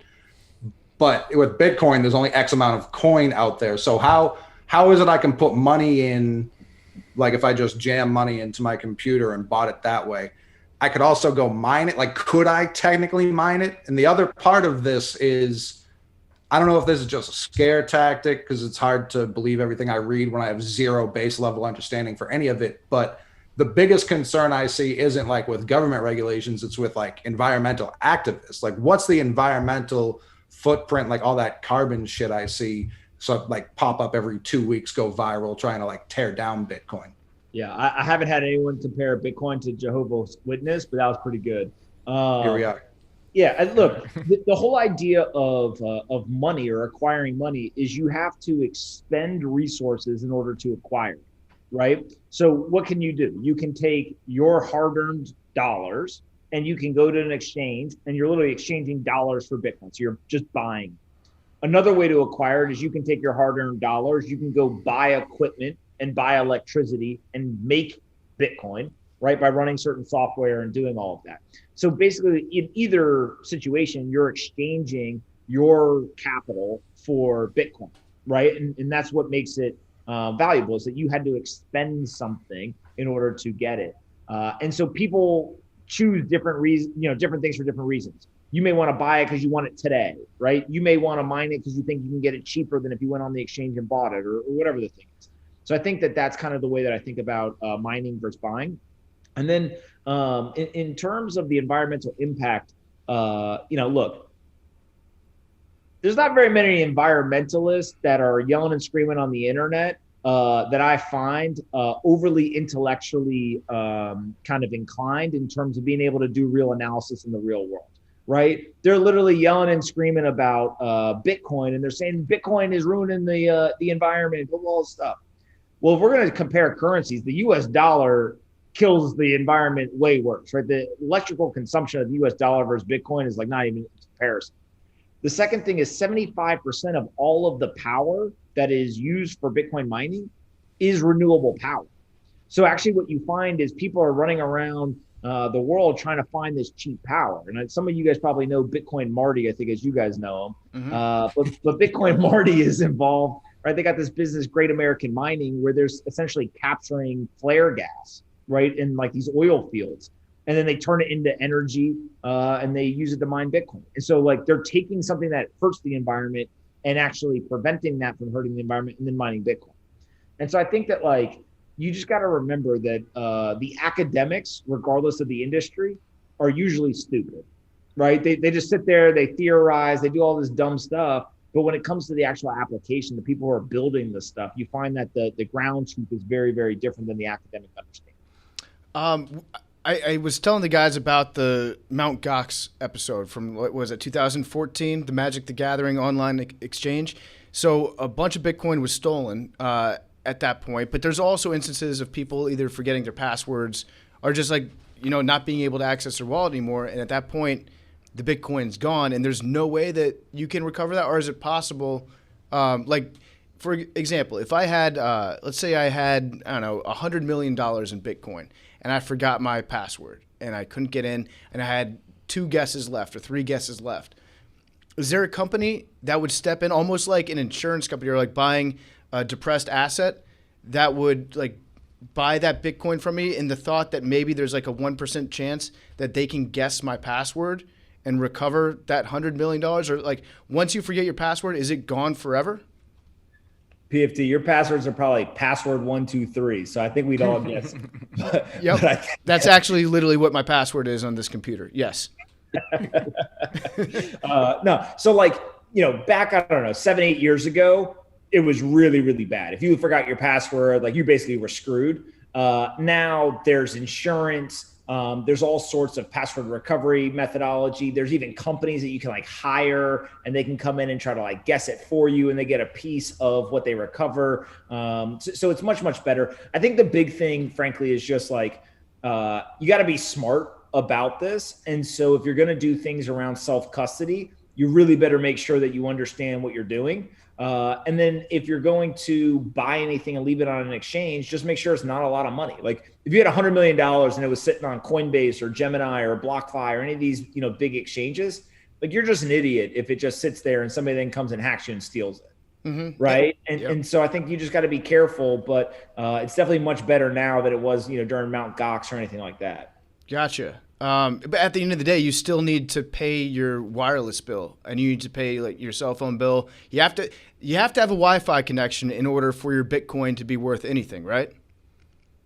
Yeah, I guess you have to have a Wi-Fi connection if you want to look at how much Doge or Bitcoin you have. So like, yeah. So if it's one of those like my kingdom for a horse things where if you're somewhere that doesn't have electricity or doesn't have the internet and you need to access your money, it's virtually impossible to do. But again, I think that's the case with anything except for just cold hard cash, which by the way, can you do drugs by rolling up a Bitcoin? Because that's one thing I don't think you've thought about is the utility big advantage for money of the paper dollar. Yeah. Do you want to know can I make a suggestion as to somebody you should bring on the podcast? Sure. There's a guy, I think it was in the Bronx in 2017. He was arrested for selling physical Bitcoins. He had like Chuck E. Cheese coins in like a baggie and he was going around and he was trying to convince people to pay him like, whatever, $2,000 per like Chuck E. Cheese coin at the time. And I just always think back to that guy being like, man, that guy was probably not doing what he should have been doing, but like, that was a big thinker right there. And so I'm sure you can figure out what to do with those coins, but a regular Bitcoin, you cannot roll up and do drugs with them. All right. I respect the hustle of that dude, though. That is thinking out of the box. Yeah, why is that illegal? I was going to say the same thing. That guy won. If anybody's willing to give him money for that, shouldn't be illegal. I mean, listen, you got to take that up with somebody other than me. I just think that, it's I'm surprised we haven't seen that yet. If they were willing to do it at $2,000, why is no one trying to do that at, $55,000, $58,000? Yeah. I got one last question for you. I don't know if you guys have anything else, but I was just going to ask about the glowing eyes. So you update your avatar to have glowing eyes on Twitter when you're like awoken to the crypto movement, or what is that? Because I saw Tom Brady earlier today became a glowing eyes guy, and I don't know what that means. Yeah, Tom Brady's a GOAT for doing this. Don't forget, he's still 0-2 against Eli Manning in the Super Bowl, but that's a whole nother thing. In terms of the laser eyes, it was just somebody was like, hey, I'm making my my profile picture laser eyes until 100K Bitcoin price. And the Bitcoin community is weird. They're like, oh, what's this weird thing that we can all do that will piss off the legacy world, and they'll all yell and scream and get mad at us. All right, laser eyes. Let's all do that. Now, Tom Brady's got it. There's mayors, there's senators. I think there's a congressman that has it. It's pretty crazy to see, what essentially is this meme of people being dumb on the internet and trying to get a good laugh. All of a sudden takes on a life of its own. But you guys should all get laser eyes and join the cult. Jameis got laser eyes 2 off seasons ago. He should actually update his profile. That'd be sick. Coley, I already have them, but it has nothing to do with Bitcoin. Let me see. Coley's pissed off though. That was a low blow at Tom Brady in Coley's brain. But I do. It was a part of like I came up with a music project, and like I like the Greek style of like with no irises or anything, and it's just so it's all plain white and it's glowing. I didn't know people probably getting tweets about crypto. I'm not even in the know. Well, that meme started, if I know my meme history correctly, is like making fun of hoteps on Twitter. Like I think that's where I like the becoming extremely enlightened. That's where I first saw it on Black Twitter. And then like when Tom Brady did it, I no longer had any idea what it meant. Right. Yeah. I didn't know you were a meme historian. That was pretty good. I guess one last thing. When people tell me have fun being poor, do they actually mean that? Are they like, do they really want me to enjoy myself, or are they just being mean? Listen, I've never seen anywhere in the world where Bitcoiners have these people on the internet who are telling billionaires to have fun staying poor. I literally saw people telling Mark Cuban have fun staying poor. I was like, all right. But yeah, I think they want you to enjoy yourself. Like whether you're rich, poor, Dogecoin, Bitcoin, whatever, knock yourself out. As long as you're having a good laugh, we're all going to end up in the same place in life, right? So, enjoy it. Have fun. All right, give me your top 5 cryptos to buy. Bitcoin. Oh, you just banging for the big dogs, huh? Okay. Hang on. What if I told you this? What if I told you that if you invested $6,000 in Amazon in 2001, it'd be worth $250,000 20 years later? If you invested $6,000 in CumRocket in April of this year, it would be worth $250,000 right now. Wow. Did you do it? No, I wish I had. I didn't know about CumRocket until 45 minutes ago. I didn't know. I got in on CumRocket too late.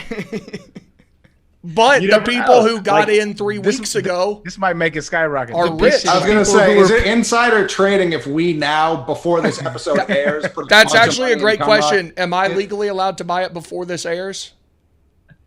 I have no. I'm gonna call some people. Yeah, we're early investors. We're pre-cum. Big T is perpetually worried about going to jail for anything. Yeah. I can't. It's a fear of mine. It would actually be very ironic if the SEC put Big T in jail. That would be incredible. If I read a headline that says Big T goes to jail for insider trading of CumRocket, will be an all-time headline. Y'all gotta. I mean, obviously, I would hope that my partners on this show would blow it up for me. But yeah, I will personally bail you out, my G. I appreciate that. Does the New York Department of Corrections accept CumRocket for bail? They should. That'd be a great investment on their part. Well, yeah, they would be making money on bail. You more double than dip. Yeah. Yeah. Okay. I mean, Big T, you know what you should do is you should start tweeting at Elon Musk that rather than accept Doge, he could accept Hum Rocket for the next rocket. Okay. And, you know, I'm going to get in on that. He would potentially be open to that. Yep. Okay. That's going to be the promo for this show is me tweeting Elon Musk to get in on Cum Rocket. All right, man. Thank you for joining us. This was an enlightening conversation. My eyes are actually glowing. You can't see them behind the glasses, but they're definitely glowing right now. So thank you for joining us. You can sign up for his newsletter. It's pompletter.com. Yeah, I appreciate it. Thank you, guys. Thanks, man. Take care. Anthony Pompliano was brought to you by our great friends at Trifecta Nutrition. Trifecta is the best meal prep on earth. All of their meal plans are created by chefs and nutritionists to help people get into the best shape of their lives. We've got it right here in the studio. I've got the sesame cod with bok choy, and then we got the maple glazed grilled chicken with brown rice. I had this one a couple weeks ago. There are a lot of meal prep service out there, a lot of like prepackaged meal plans that you can get. Trifecta is honestly the best one that I've had. Their meals are good. They're legitimately good tasting food. They're super easy to make. Big T, guess how many calories are in this Trifecta maple glazed grilled chicken with brown rice?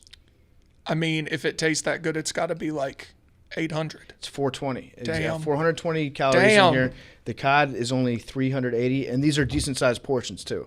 So I've had these for my lunches. I've had these for my dinners, and they're super easy to put together, super easy to make. You can put them in the oven. You can microwave them in the oven. It's 375 degrees for 10 to 12 minutes. On the stovetop, it's only 2 to 3 minutes. Air fryer, it's 8 to 10 minutes. Microwave is 2 to 3 minutes. Super easy to make. We love Trifecta. They're healthy meals. They're very accessible, very easy to make, and it's super convenient. You can stick to your nutritional goals. It's got science-backed nutrition. All of Trifecta's meals follow scientific nutritional principles. They got fresher food. It's farm-to-fork supply chain. They're never frozen except when they arrive. We put them into our freezer just to keep them around for a while. They're gluten-free, organic produce. You can get a gluten-free option. The meat is animal welfare level 5, which is the highest possible. It's all fully cooked, so no wasted time cooking or cleaning. Just heat and get healthy. We love our friends at Trifecta Nutrition. They've got an app to help track your meals and fitness, a community for Trifecta customers to support each other's progress. And, of course, what you like the most about the Trifecta meals is the food itself, the delicious food. Shop meal plans, get 40% off meal prep. 40% off. That's huge. With code DOSE when you go to trifectanutrition.com/dose. I can't recommend it enough. Their meals are good. They're easy to make. They're satisfying. We love Trifecta Nutrition. Go to trifectanutrition.com/dose. Get that 40% off. It's an exclusive offer for listeners of our podcast. Take care. All right, see you guys Have later. fun staying rich. There we go. All right. I feel like I learned a lot. What about you guys? For sure. Still skeptical. Yeah, I still can't. It still just seems like stocks to me. I don't see That's exactly what it is. The one thing that did come to my mind that I didn't get a chance to ask because it came No up during pun intended, brother. the whole Cum Rocket conversation was, what is preventing the banks from just buying all the Bitcoin? Like, what if we look up in 10 years and Bitcoin has just been all bought up by JP Morgan? They couldn't do that. That's other people's money. They can't do that. That's illegal. I mean, they invest in other things, though. I think what you're asking is like what's preventing somebody that has a lot of money, like the richest person in the world. Okay, sure, but that wouldn't be like I'm talking about if the whole thing is that it's... A bank can't take the money that you've invested and use it to buy something like Bitcoin without them telling like, hey, this is the type of investment that is going to go into your portfolio. I'm pretty sure that there are laws against. They can't just like go out on the street with a hunch and be like, I forgot to fucking ask him this. Why? Or maybe he did answer this. I wasn't paying attention. Why is there finite amount of something that is literally made up? I tried to ask that, and he didn't. He kind of spoke around it. Fuck. So Get him back on. I don't know this. I shouldn't even try to say, but my understanding is that's what's supposed to make it more valuable. Because Doge, I understand, is unlimited, right?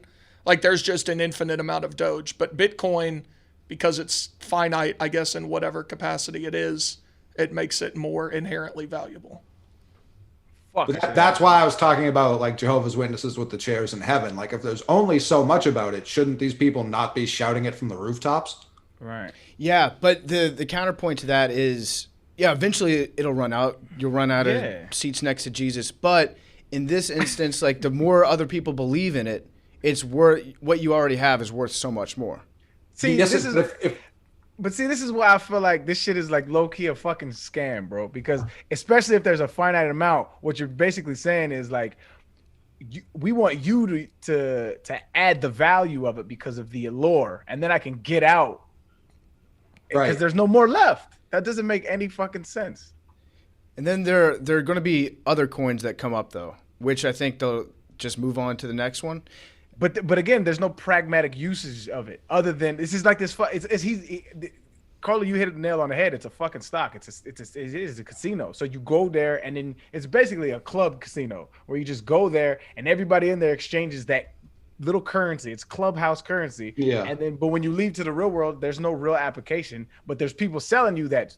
I bet one day it will be, and that's the appeal and that's the allure. And people are making real world dollars in this little club. But as soon as you leave the club, I don't know, man. Well, the crazy thing is they're saying that a lot of these countries now are going to start using it as their main source of currency. If you look at, they did something last year to see how common cryptocurrency is. In Nigeria, 32% of people said they have used cryptocurrency or own it in a transaction. So it's definitely growing. Vietnam, 21%, Philippines, 20%. I'm sorry, go ahead. I'm sorry. No, you're good. You're good. I was going to say, then the fucked up part, well, not even the fucked up part. It's just, if there's a finite amount, and this is just my basic understanding of economics, you're gonna have to lower prices of everything. If we all accept cryptocurrency, like say Bitcoin is the new dollar, right? Everybody dollar is no value. Like you're gonna have to lower prices of everything because there's only so much to pass around, which I'm not 100% against because I'm not for hoarding wealth, but it's just gonna upheave our entire financial system, which I'm a fan of. But there has to be some kind of like grounding in it. There has to be some foundation that everybody agrees upon. And right now, I don't see it. It's just very confusing to me. What about the old? We were taught in school, so I don't know exactly how accurate it is, but Native Americans, or at least some Native American tribes, use wampum. You guys remember wampum? Mm-mm. It was I remember the name. I think it's like a seashell of some sort. Like I want to say like a purplish seashell, and they just all agreed that was worth money, and understand that there's probably a finite amount of them out there, but the people that were best at collecting them were going to be the people that had the most. But they didn't really use money the way that we think of money, where it like ran their world. That's like something new, but I think it's like a similar concept where it's like, yeah, there's a finite amount of it, but I still think that the amount of Bitcoin that exists it's like a future us problem. You know, it's going to take years and years before we ever run into that issue. And then at some point, the other side of this coin is like people are trying to figure out a way to hack into Bitcoin all the time, and quantum computing would really fuck things up when it came to Bitcoin, which is just like quantum computing can solve any encryption ever. Once it becomes advanced enough. But the thing is, like, once that gets advanced enough to hack into all the Bitcoin, at that point, Bitcoin is worthless because it's not secure whatsoever.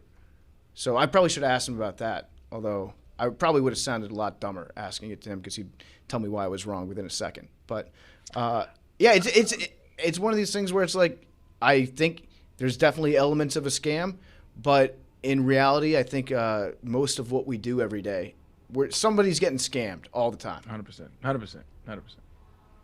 I'm all in on Cum Rocket. I think the whole podcast has to invest in Cum Rocket.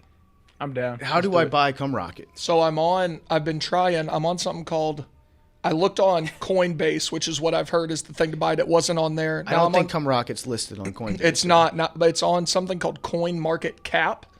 So I think that's... Cap is in like that's cap? Yeah, big cap. Yeah, but it's not cap that you should buy Cum Rocket because we're all going to buy it and we're going to take it to the moon. It's down 15% today. That's what I asked though, right? We're gonna make that shit go up. That's what I asked though. Is like, where do you go? Like, this is like, you know, when you go to a new city and you let it, like, you kind of feel around. Like, all right, I'm gonna get my weed. I'm gonna ask you, my guy. You look like you sell weed, right? Where do you go to buy Cum Rocket? Like, is there an app? Is there like, would you just CoinMarketCap.com? And see how legitimate is that? I don't know. We're gonna find out. We got to buy. It just went down another 2%. We got to buy right now. We got to put this episode out. So you have to have a wallet, right? You have to have like some place to store it. But then once it is the Wild West. It really is. You're essentially just trusting that this could just be a big scam or a big prank. Where it's like, if you send us X, there's just like a video that's running on this website that's telling you how much Cum Rocket's worth at any point that they've already programmed like earlier in the day, and they're just trying to get you to send them money. So apparently it started as supposed to be like a way to send adult performers tips, but then people just started buying it up, and now we're taking it to the moon. Okay. To the moon. Well, Go ahead. Well, no, I was just gonna say, like, my basic understanding of like Bitcoin even was like it got big because of Silk Road. Is that just incorrect? No, that's true. We didn't bring that up earlier, but Silk Road was the online drug market, or like I guess you could buy hitmen on there. You could everything, like literally everything. So it's like, and part of it was because like the untraceability, but then they come back and say like, no, it's the most traceable, and like that's where I get very confused with all this. I think it's I think that Bitcoin has kind of opened themselves up to being traceable to a certain extent recently. So I saw that they let the Secret Service, if the Secret Service really wants to investigate money laundering, they'll open up their books to a certain level and allow them to come and look at it. But I think they sold out. They did. So now, I mean, then the next thing is going to be the next crypto that comes up will be like, hey, we're the punk version of Bitcoin, the bad boys. And then once they get big enough, then they'll be like, okay, we have to let the Secret Service in. And then it's just like a never-ending cycle of picking up what the next untraceable coin is. But yeah, combined with like Tor, that's the deep web shit. What was going on Silk Road was allegedly untraceable when it first happened. But then the guy that started Silk Road tried to use Silk Road to hire a hitman to kill his business partner. And now he's in jail, I think, for forever. Is that how he got caught up? Yeah, I mean, it should be a movie. That's what I've been waiting for, because like there's nowhere good to like, other than like Wikipedia, there's nowhere to get like the full story. Like old Vice would have crushed, like a decade ago, Vice would have crushed this story. And they just did a movie on it, but the fucking LCB said it was trash, and they just like made a joke out of it. Like, I need to know the Silk Road, like Michael Jordan doc. Like, I need the 10-part Silk Road series. Yeah, I mean, he's in prison right now. You could probably interview him. We should try to reach out to him and see if we can get an interview. I'm down. Like Mindhunter, except for the Silk Road. Yeah. This show, I don't know if COVID, if they're still letting us do this, but the four of us showing up to a prison would be awesome.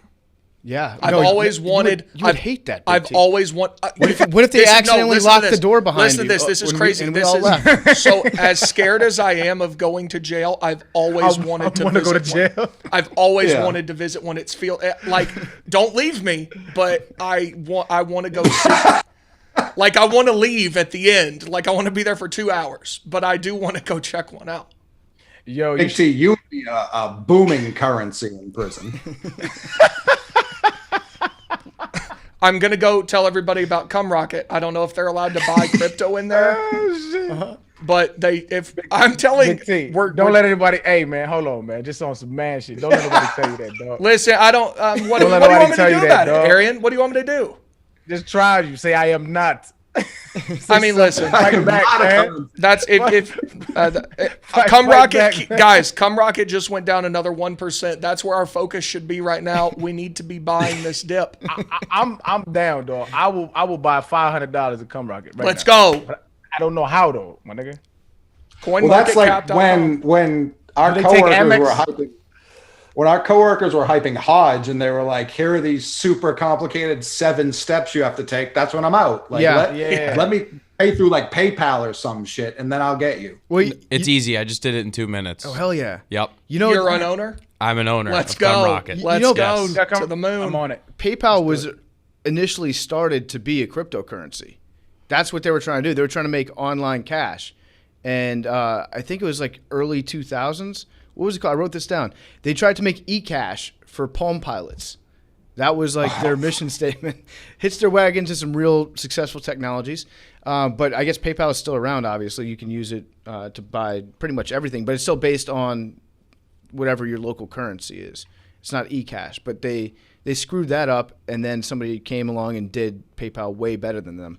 But PayPal that's the story behind that company is probably worth its own episode based on who they had working there and how rich they all got. It was it's a crazy story with Peter Thiel, Elon Musk, like all these like big names now were they called them like the PayPal mafia back in the day.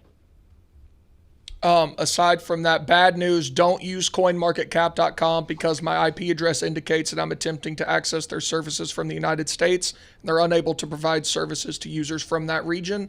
Avery, what website did you use to buy CumRocket? Is it CumRocketCrypto.com? What'd you use, Avery? A CoinMarketCap. It let me do it. It did not let me do it. I think you need the app. We're going to get this. We're going to get this right. By the time this show comes out, I will own CumRocket. 1,000%. Avery, you gotta send the link and the how-to and the steps. I'm getting $500 to CumRocket up. Yep. Let's go. All right. I think this has been a good episode. It's been fascinating. You guys agree? Absolutely. Or should we not release it? Why would we not release it? Well, I'd just like to hear some more enthusiasm from you guys when I say it was a good episode. I love this episode. I was trying to buy CumRocket. Okay, understandable. We're trying to get rich. I got a riddle here from Billy. Billy's riddle of the week. Did we send out the merch last week, Avery? Yes. Okay, so first person to reply correctly to Billy's riddle of the week gets, what are we doing, a T-shirt, sweatshirt? Yeah, we're going to send out some stuff to the person who won. His name was Grit Knox. So we're taking care of him. Big, he's a Tennessee fan. He is. Shout out Grit Knox. He said dictionary. God damn it, Billy. It was a pretty easy one. All right, so here's this week's Billy football riddle. One night, a goldsmith, a wizard, and a philosopher entered a castle alone in order to figure out how to make a currency that could not have the physical limitations of gold or silver, but still hold value and not be destroyed after being minted. After a long night of debate and discussion, an assassin snuck into the room and killed 3 of them, but was apprehended by the 4th. Who survived? So that's Billy Football's riddle of the week. Reply to the tweet. When the podcast drops, Avery's going to tweet out a link to it. The first person that replies correctly with the answer to that riddle will be handsomely rewarded with a care package. But Grit Knox is ineligible. Previous winners cannot win a second time. But shout out Grit Knox. Love you. What about this week's riddle winner? We buy them one CumRocket. That involves like transferring CumRocket, and honestly, by the time this show's out tomorrow, CumRocket's probably going to be worth. We're probably all going to be millionaires. So one CumRocket would be worth, I don't know, like $500,000. I don't want to. Like I'm greedy. I'm gonna have fun staying poor to everybody that isn't invested in CumRocket. A tenth of a cummy. Tenth of a cummy. We'll send you the care package. We'll take care of that. And then the one last thing we got to take care of is what color underwear Big T's wearing. Yep.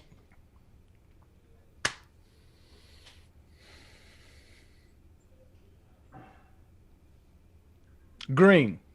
It's the orange ones. Well, show. Oh, you always we say always what got it to is. show. We always got to show. Trust but Like, verify. why? The orange ones. He's wearing. Yeah, he's wearing the orange ones right now. Okay. That'd be funny. One day you should just show up not wearing underwear. That would be That would be the best. Would twist. pull one over quick on him. Yeah. All right. Well, thank you guys. But if I guess white, that would be correct. Yep. It would. Thank you guys for listening. We love you guys.